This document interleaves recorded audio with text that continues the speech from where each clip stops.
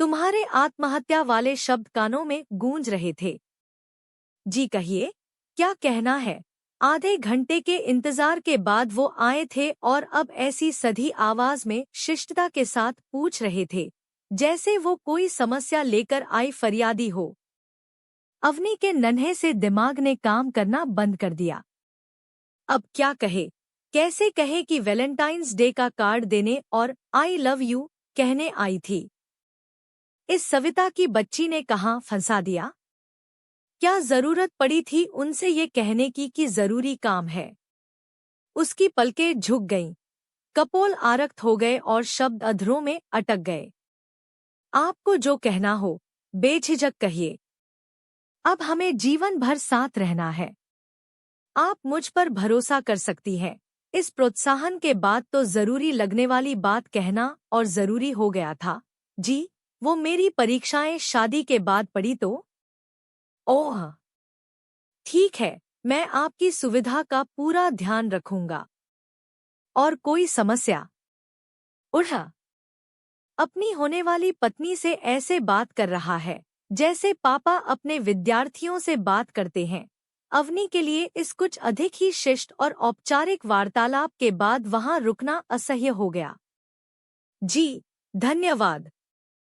मैं चलती हूँ। नमस्ते कहते हुए वो मुड़ गई और लगभग दौड़ते हुए अपनी सखियों के बीच जाकर ही दम लिया। घर लौटने के लिए ऑटो में लदने के बाद ठिठोली करती सखियों को ये छोटी सी कथित रोमांटिक मुलाकात उनके आग्रह पर शब्दशः सुनाई तो सबने सिर पीट लिया।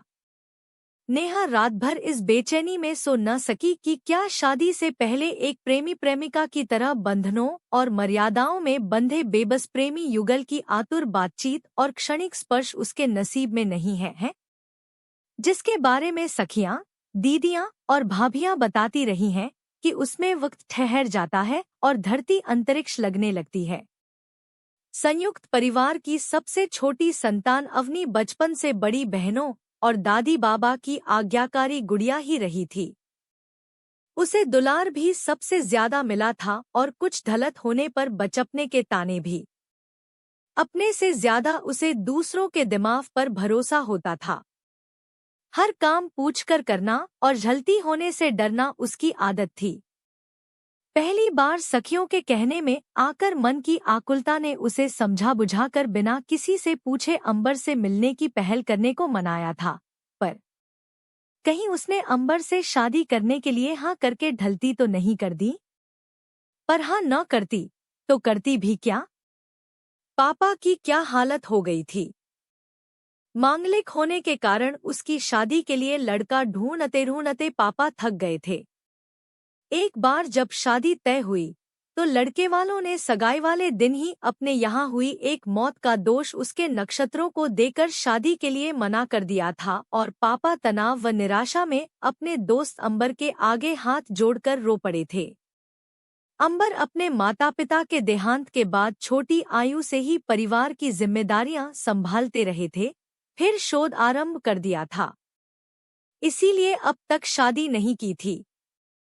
थे तो वे पापा से बहुत छोटे, पर पापा से उनका मानसिक स्तर इतना मिलता था कि मित्रता घनी थी। वे पहले तो स्वयं और अवनी की उम्र के 15 वर्ष के अंतर के कारण झिझके, पर अपने दोस्त की जिद के आगे झुक गए। जब अवनी के सामने ये प्रस्ताव आया तो वो हतप्रभ रह गई, पर जब दादी ने समझाया कि उम्र में अधिक अंतर होने पर पुरुष पत्नी को अत्यधिक प्यार करता है, तो उसने उन्हीं में अपने सपनों के राजकुमार की तलाश शुरू कर दी। आखिर हर लड़की के कुंवारे मन की तरह अवनी के मन में पति के रूप में दीवानगी की हद तक चाहने वाला प्रेमी पाने की लालसा हर लालसा से बड़ी थी। पर शादी के बाद उसने अंबर में सपनों के राजकुमार जैसा कुछ न पाया। हालांकि कमी किसी चीज की न थी। घर का काम करने के लिए नौकर थे। वो कुछ भी खरीदने के लिए कहे या कहीं जाने को अंबर कभी मना नहीं करते थे, लेकिन ऊंचे प्रशासनिक अधिकारी होने के कारण व्यस्त बहुत रहते थे। सुबह उनके उठने से पहले ही मिलने वालों की पंक्ति लग जाती। रात भी देर तक वे लोगों की समस्याएं सुनते सुलझाते रहते।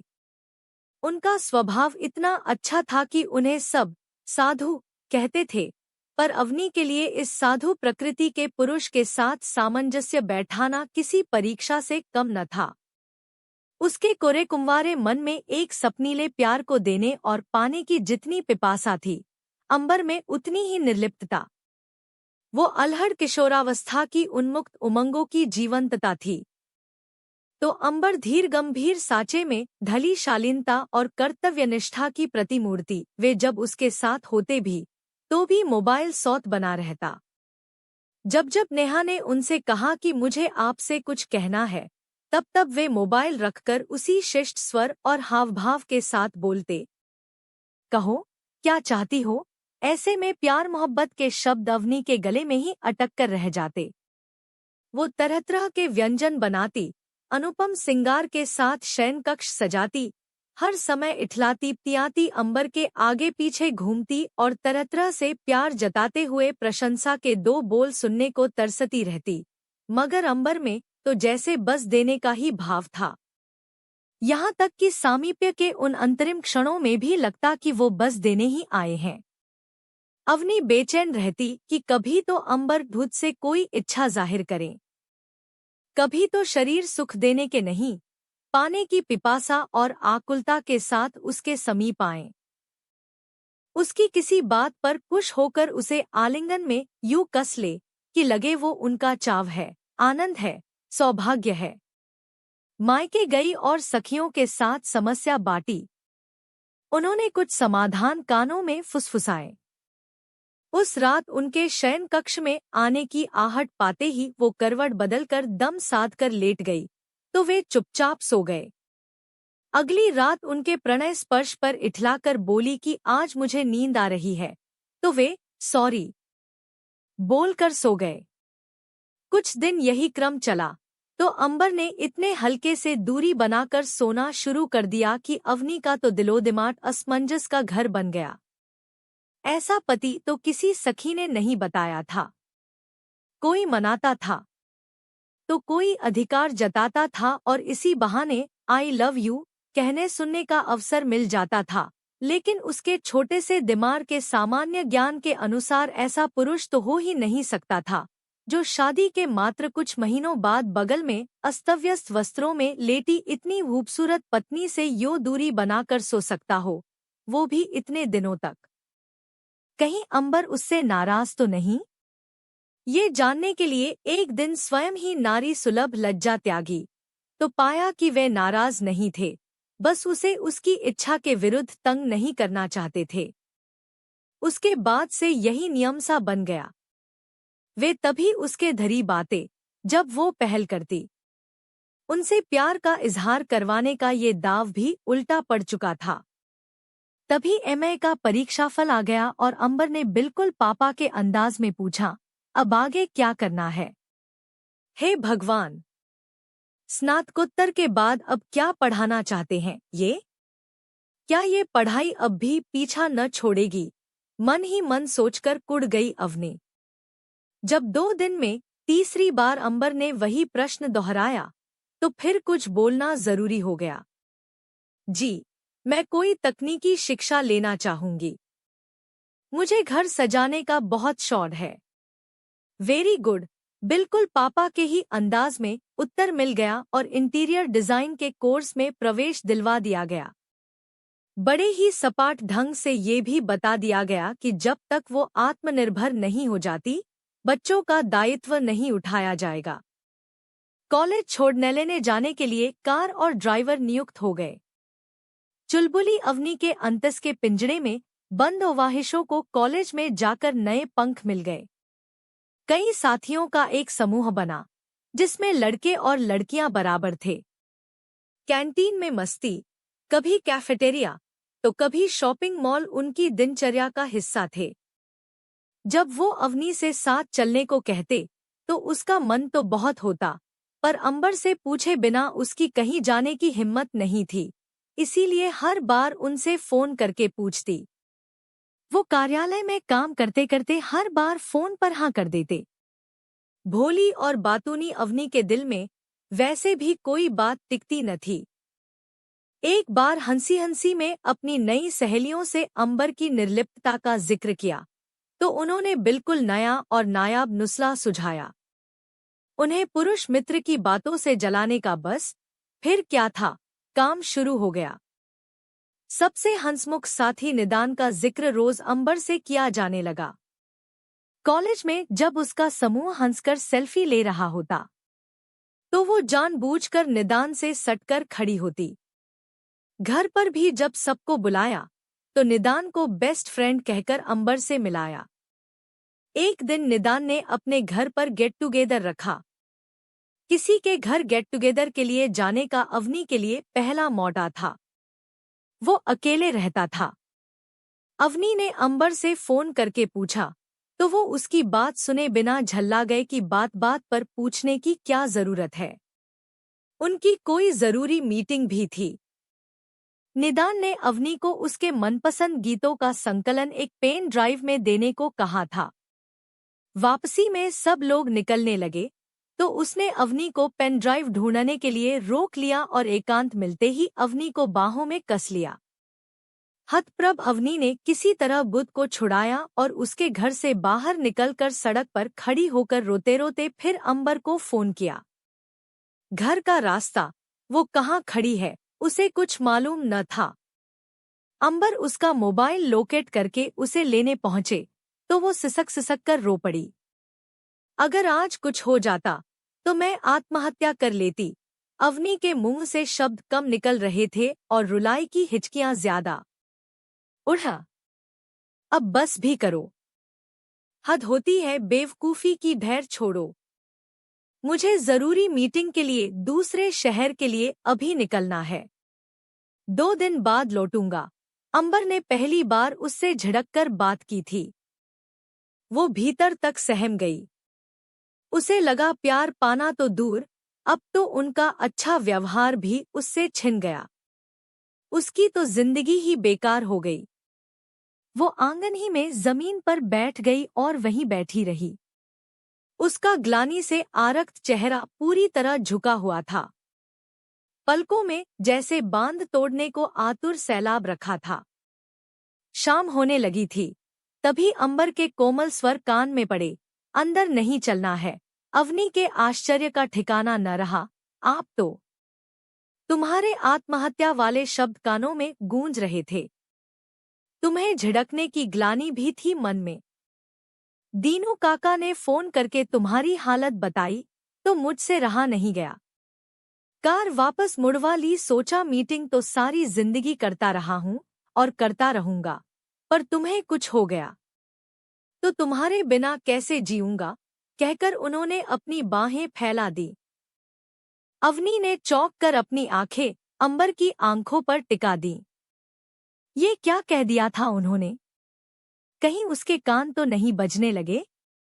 लगभग साल भर से उसकी 1000 कोशिशों के बावजूद अंबर ने जो नहीं कहा था वो आज उसकी पलकों का सैलाब बांध तोड़कर बह चला। वो दौड़कर उनके सीने से लगकर सुबक पड़ी। मुझे माफ कर दीजिए।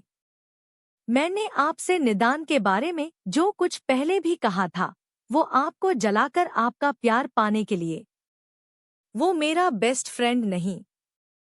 मुझे आपका प्यार चाहिए था बस। मैं बुद्धू हूँ मगर चरित्रहीन नहीं। अब उसकी बातें सुनकर अंबर को हंसी आ गई। वे उसका चेहरा अपने हाथों में लेकर आंसू पोंछते हुए बोले, चुप हो जाओ अवनी, तुमने वहां जाने से पहले मुझसे फोन करके पूछना तो चाहा था। तुमने सोच भी कैसे लिया कि मैं तुम्हें चरित्रहीन समझूंगा। इंसान की इतनी तो पहचान है मुझे, और तुम ऐसा क्यों समझती हो कि मैं तुम्हें प्यार नहीं करता? तभी दीनू काका ने दरवाजा खटखटाया और उनकी इजाजत लेकर कॉफी रख गए। अंबर ने उसके हाथ में कॉफी का मग देकर एक मग दूध उठा लिया। बोलो अवनी, तुम्हारी कौन सी चाह मैंने पूरी नहीं की जो तुम्हें ऐसा लगा? दोबारा वही सधी हुई आवाज। अवनी चुप। क्या समझाएं? कैसे समझाएं? अंबर फिर अपने प्रशासनिक अधिकारी वाले खोल में आ गए थे। फिर से वही माहौल बन गया था जो उसे फरियाद लेकर आया कोई छोटा अधिकारी होने का बोध कराता था और उसके शब्द जबान का साथ छोड़ देते थे। लेकिन तभी उसे लगा कि आज अगर वो झिझक गई, लजा गई, तो ये अवसर जीवन में दोबारा नहीं मिलेगा। उसने धीरे धीरे बोलना शुरू किया। आपने मेरी हर चाहत पूरी की, मगर मुश्किल तो यही है कि मुझसे कभी कुछ चाहा ही नहीं। जब कोई हम पर अधिकार समझता है, जब कोई हमारे सामीप्य से खुश और दूर जाने से दुखी होता है, हमारे छिनने के एहसास से डरता है, तब हम समझते हैं कि वो हमें प्यार करता है। प्यार वो है जो हमें किसी की नज़रों में दुनिया का सबसे महत्वपूर्ण व्यक्ति होने का एहसास कराता है। मैं आपके करीब आना चाहूँ तो आपसे कह सकती हूँ, मगर आपके मन में मेरे करीब आने की ललक हो, ये कहने की बात थोड़े ही है। इसीलिए मैं कितनी तरह से श्रृंगार करके, लेकिन कभी लगा नहीं कि मेरे रूप ने, प्यार ने, गुणों ने आपको मुग्ध किया है, सुकून दिया है। क्या मैं आपको सुंदर नहीं लगती, आपके योग्य नहीं लगती? कहते हुए अवनी ने अपनी निश्चल निगाहें सीधी अंबर की आंखों पर टिका दी, तो उसका सामना जीवन के सबसे सुंदर सच से हुआ। जो काम जमाने के बताए कई आड़े तिरछे उपाय नहीं कर सके थे, वो दिल से कही गई सीधी सच्ची बातों ने कर दिया था। निस्पृहता का आवरण पिघलाकर व्याकुलता और प्रेम के ढेर सारे कोमल भाव अंबर के चेहरे पर प्रकट हो गए थे। नहीं, नहीं, अवनी ऐसा नहीं है, बल्कि अंबर ने एक आकुल उमंग के साथ उसका चेहरा अपने सीने पर रखकर अपनी बाहों का घेरा उसके गिर्द कस दिया, फिर अपनी बात आगे बढ़ाई। अवनी, छोटी सी उम्र में जब मेरे माता पिता का देहांत हुआ, तो तुम्हारे पिताजी की मदद से ही मैं पढ़ा और अपने छोटे भाई बहनों को पढ़ा पाया। मैं उनका बहुत सम्मान करता हूँ। तुमसे विवाह किया तो दिल में केवल उन्हें तनाव मुक्त करने की बात थी, मगर जब तुम अपने अप्रतिम रूप में भोग्या बनकर मेरे सामने आईं, तो मन ग्लानि से भर गया। उम्र के 15 वर्ष का अंतर मेरे मन को मथने लगा कि मैं तुम्हारी शिक्षा और विवाह का दायित्व लेकर भी तो तुम्हारे पिता को तनाव मुक्त कर सकता था। मैं तुम्हें छूता तो भी लगता कि अपराध कर रहा हूँ, और न छूता तो भी शायद इसीलिए तुमने मेरे भीतर कभी वो पिपासा नहीं महसूस की, जिसके कारण इंसान शरीर की हदों को पार कर मन तक पहुँच जाता है। शायद इसीलिए मैं तुमसे भागता रहा, कभी तुम्हें समझने समझाने की कोशिश नहीं की। खुद की आत्मग्लानि कम करने के लिए तुम्हें हर खुशी देता रहा। तुम खुद को केवल भोग्या न समझो, इसलिए तुम्हें पढ़ाने के पीछे पड़ा रहा, पर तुम क्या चाहती थी, ये समझकर भी नासमझ बना रहा। तुम तो नासमझ थी, लेकिन मैंने भी तुम्हें कभी सतर्कता के नियम नहीं समझाए। मेरी पारखी नजरें समझ गई थी कि निदान कैसा व्यक्ति है, पर मैंने तुम्हें आगाह नहीं किया। जानता था कि तुम मुझे जलाने के लिए उसकी तारीफ करती हो और मेरे रोकने टोकने पर इसे मेरी ईर्ष्या समझकर खुश हो जाओगी। मैं समझ ही नहीं पा रहा था कि तुम्हें कैसे समझाऊं। तुम भी मुझे माफ कर दो अवनी, मैं तुम्हारा प्यार खोना नहीं चाहता। मन की गांठ खुल चुकी थी। वो एक दूसरे के पावन स्पर्श की गुदगुदाहट से विभोर हो रहे थे। ये उनके मन की सुहागरात थी। पूनम का चांद कुछ देर झीने पर्दे से इस आत्ममुग्ध युगल को निहारकर बादलों में छिप गया।